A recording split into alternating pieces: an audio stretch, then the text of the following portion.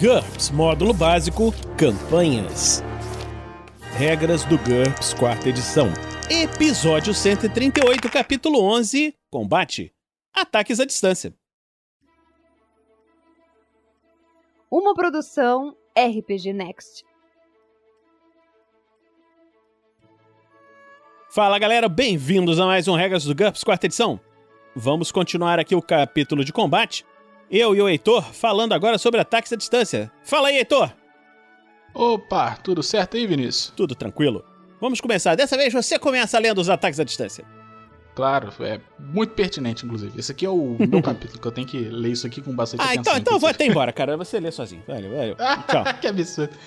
Olha, ataques à distância. Um ataque à distância é qualquer ataque feito com uma arma usada à distância, o nome deixa bem claro. Desde uma pedra arremessada até um rifle laser. Olha aí o rifle laser. Isso inclui mágicas de projéteis e as vantagens de ataque inato, atribulação, retenção, a menos que tenham modificadores de ataque corpo a corpo, aura ou imprecação dentro dessas vantagens. A maioria das outras mágicas e vantagens não é considerada um ataque à distância. Então, a distância. Um personagem só pode atacar um alvo que esteja dentro da distância da sua arma. Aí você consulta a tabela de armas ou a descrição da vantagem ou da mágica apropriada para poder encontrar essa informação. A maioria dos ataques à distância também estipula o parâmetro metade do dano, que é representado por metade de D, né? E a distância máxima, que é max em metros. O alvo não pode estar mais longe do que a distância máxima e o parâmetro de metade de dano só afeta o dano, realmente. Algumas armas também têm uma distância mínima, porque lançam projéteis num arco longo ou apresentam limitações de detonação ou no sistema de mira. Quando estiver usando essas armas, o alvo não pode estar mais próximo do que a distância mínima. Você não consegue fazer o cara atacar com arco se o cara tá a 1 metro de distância de você. Você deve ter uma distância mínima para poder atacar, né? É mais fácil pegar o arco e socar na cabeça dele. Fazendo um ataque. Para você calcular sua chance de sucesso é da seguinte forma. Primeiro você descobre o NH básico do personagem com a arma que ele está usando a habilidade certinho lá. Aí você aplica o modificador de precisão da arma, porque toda arma você tem um modificador de precisão, se o personagem precedeu o ataque com uma manobra de apontar. Apontar aqui no caso sendo a mira do personagem. Se ele fizer isso, você adiciona um modificador de precisão. Aí você adiciona o modificador de tamanho do alvo, que a gente viu lá no começo, há 427 anos atrás.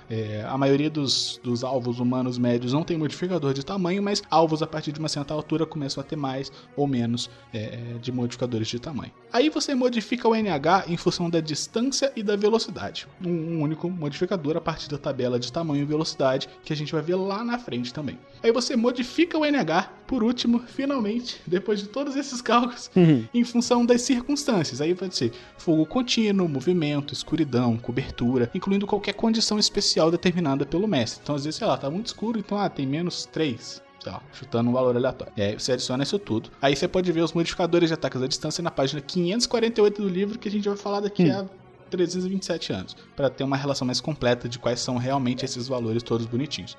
Eu acho que você tem que... Isso aí que ele colocou, isso tudo, né? Eu acho que a gente vai falar isso aí depois, mas é só você lembrar, naqueles episódios lá do Damocles mesmo, do Tonkin, atirando, aí bota mais 1, bota mais 9, bota menos 5, bota menos não sei o quê. Aquele monte de cálculo que o Heitor ficava fazendo era isso aí, entendeu? Modificadores de distância, fogo contínuo, não sei o quê, pá. Tamanho, precisão, vantagem, exatamente. Não sei o que lá.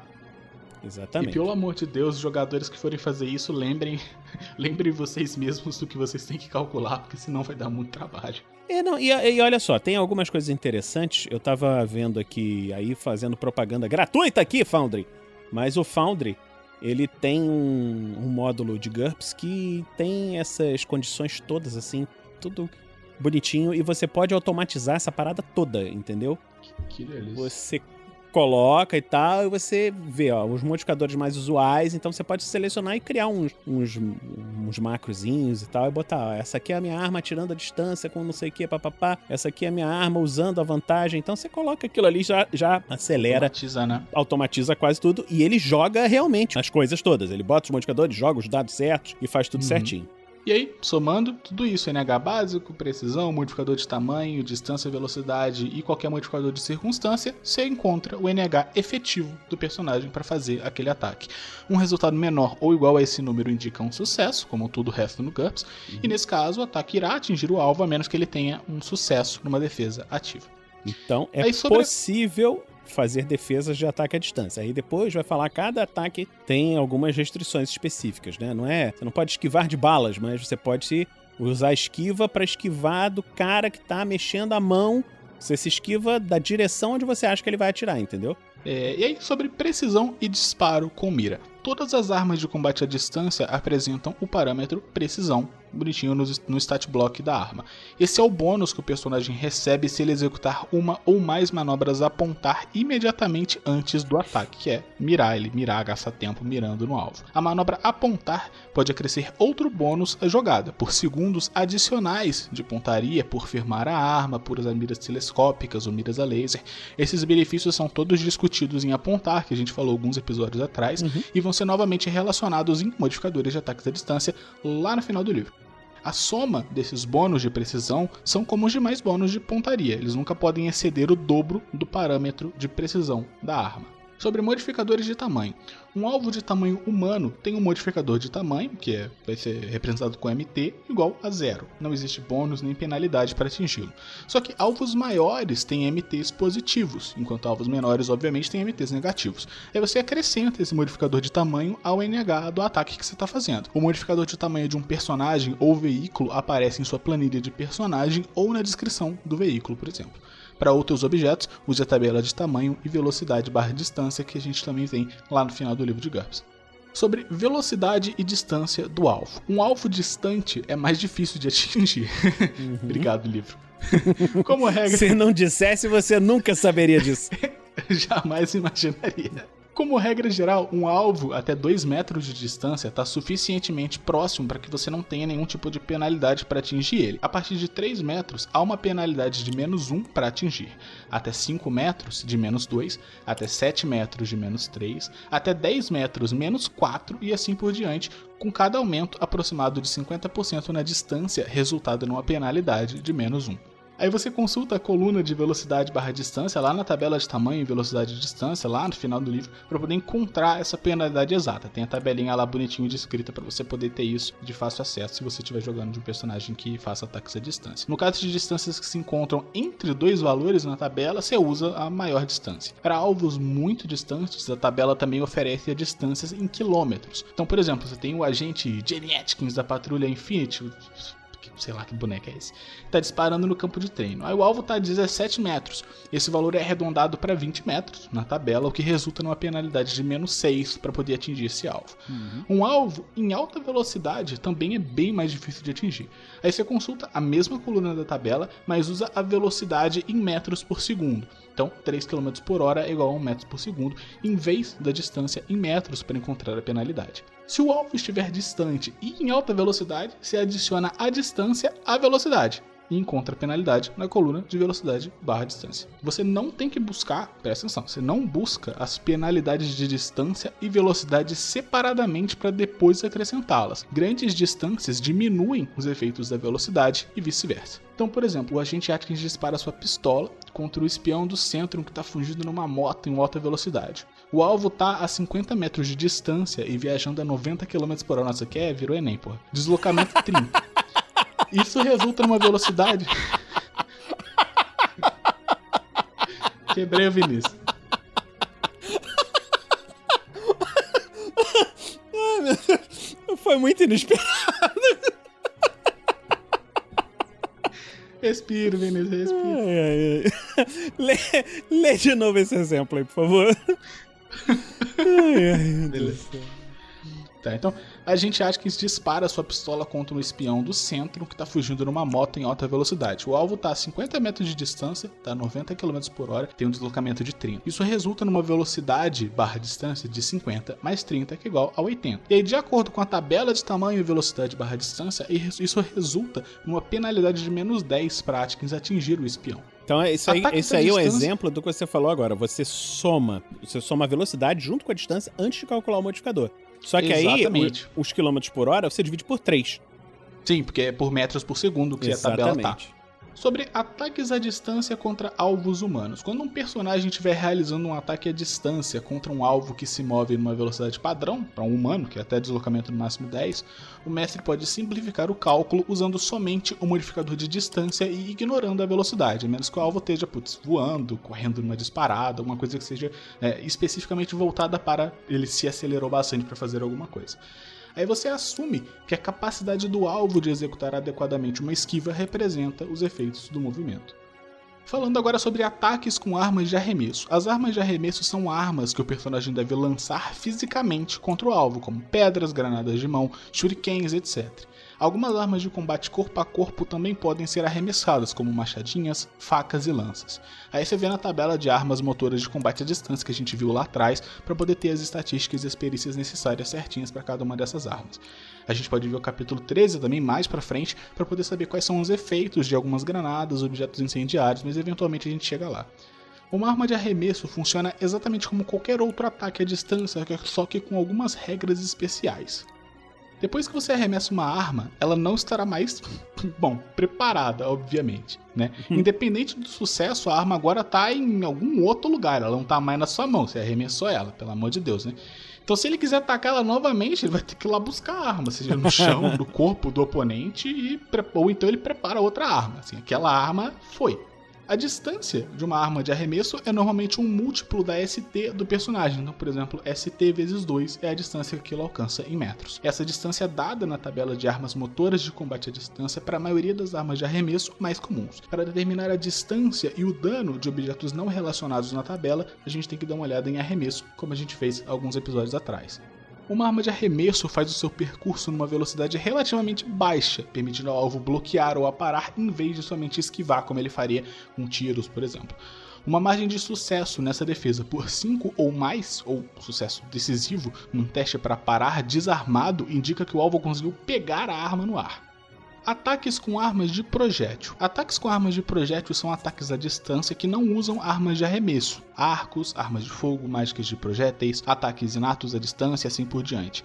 Esses ataques são divididos em duas categorias mais amplas. Tem armas de projétil motoras, que incluem arcos, fundas e bestas, que são as armas que você tem que fazer um movimento corporal para arremessar, uma coisa física. E assim como acontece com as armas de arremesso, a distância e o dano geralmente dependem da ST. Ou, no caso específico da besta, do ST da besta. Aí você dá uma olhada na tabela de armas motoras, tudo lá tem as informações certinhas. E aí tem as armas de fogo, que incluem armas de fogo, armas de feixe e armas de projéteis autopropelidos, que estão também lá na tabelinha de armas de fogo lá atrás. E aí você dá uma olhada para ter as estatísticas, as regras especiais para todos os tipos de armas de projéteis modernas, desde armas de pólvora até armas contemporâneas e armas de ficção científica como lasers e blasters e tudo mais.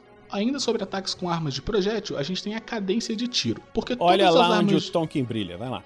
Isso aqui, é terreno dele, coitado. Todas as armas de projétil, elas apresentam um parâmetro cadência de tiro, que é representado por CDT nas estatísticas. Uma CDT de 1 indica que a arma só pode dar um disparo por ataque. Um CDT de 2 ou mais indica que a arma é capaz de dar mais de um disparo por ataque. A gente pode ver fogo contínuo, que a gente vai ver mais pra frente. Então, por exemplo, um arco só tem um CDT 1. Ele pode dar um disparo por ataque. A pessoa consegue disparar uma flecha. Um revólver de calibre 38, por outro lado, tem uma cadência de tiro 3. Ou seja, por cada manobra de ataque que você faz, você consegue dar até 3 disparos. Enquanto isso, uma metralhadora tem uma cadência de tiro de 10. Então, por cada manobra de ataque, você consegue dar 10 disparos naquela manobra de ataque, só que ainda assim se trata de uma única jogada de ataque. Não são 10 ataques separados. Recarregar e disparar.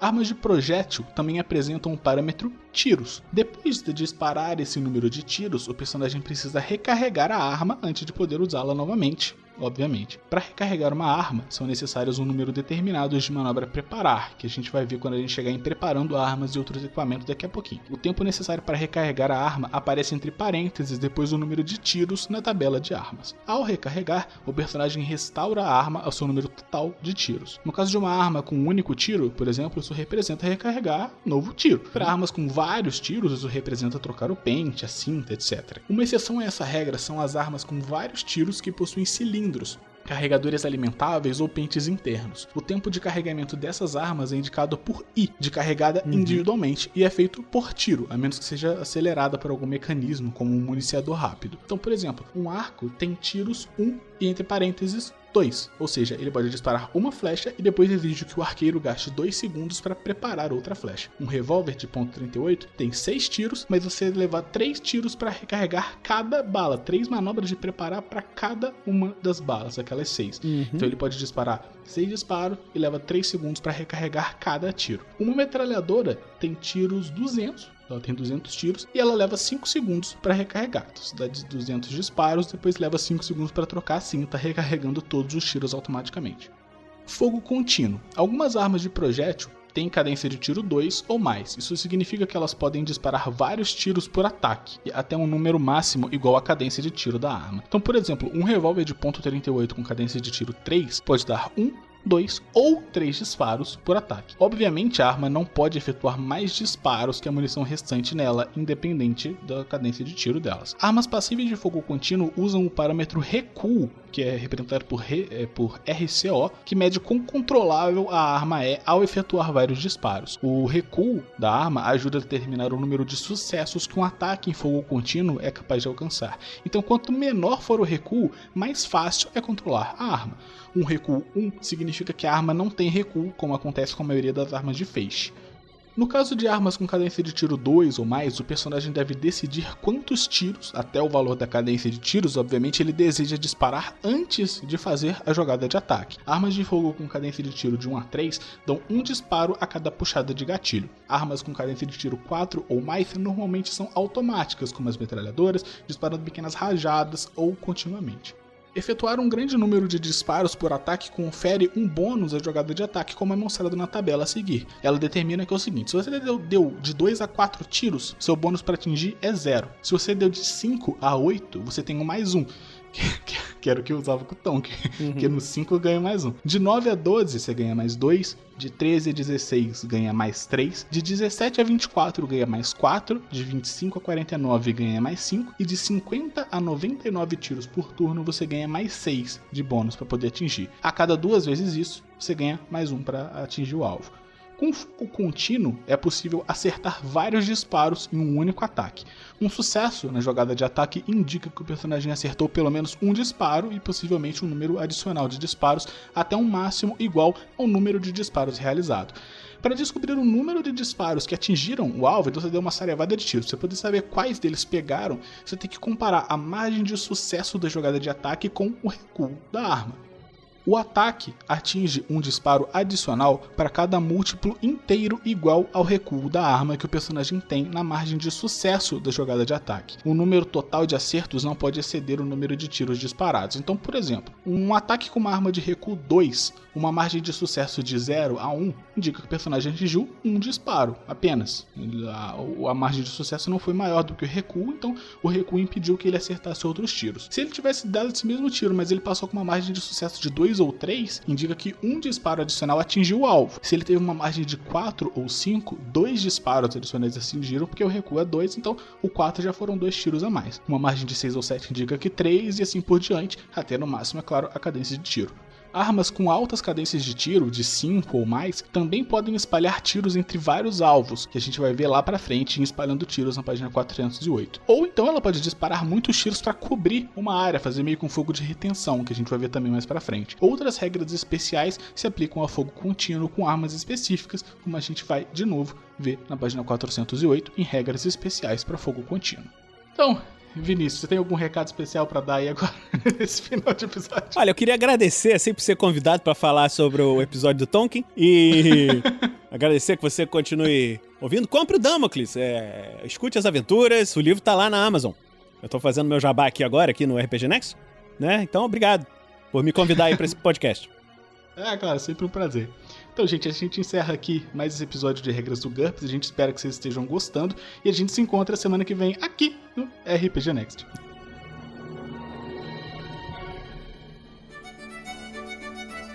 Regras do GURPS, 4ª edição.